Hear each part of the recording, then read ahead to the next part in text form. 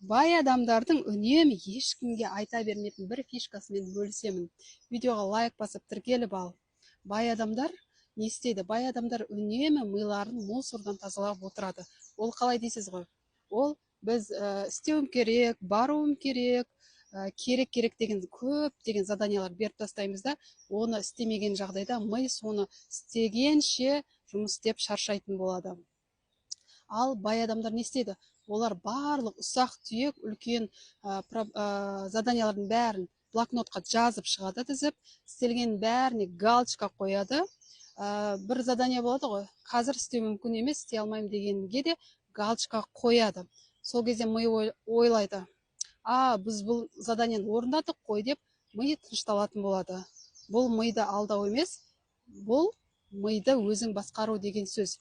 Есесіне ми босайды, жаңа идеяларға, фокусқа, жаңа жетістіктерге жол ашып беретін болады. Бұл кішкентай ғана трюк, бірақ керемет нәтиже. Бұл видео ұнаса, осындай миын шаршатып жүрген достарыңа жібер, келесіде осындай пайдалы әдістермен бөлісетін боламын.